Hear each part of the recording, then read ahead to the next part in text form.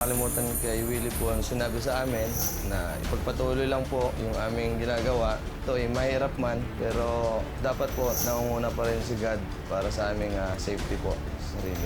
Kung paano sila napasaya namin noon, ngayon po gagawin namin kung paano naman sila kakabahan sa aming performance. Saksiyan niyo at mamanga kayo. Dito sa aming pagbabalik, dito sa The Will to Win!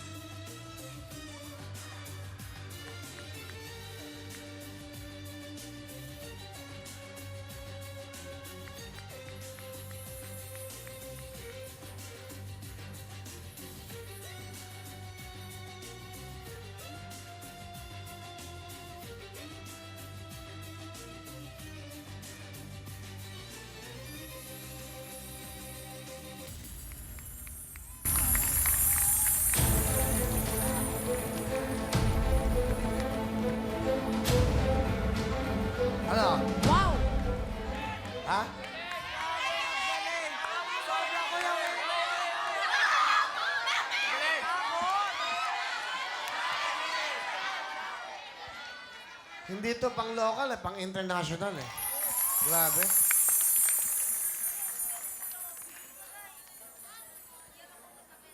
Yan ang tinatawag ng the will to win. Splendid acrobat.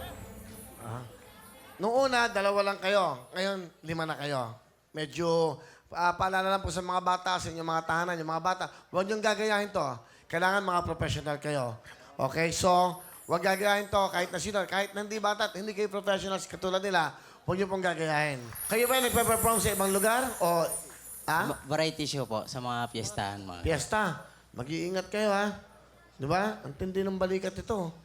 Diyan, bigat nun, ha? Okay ba ang ginawa nila? Diba, no?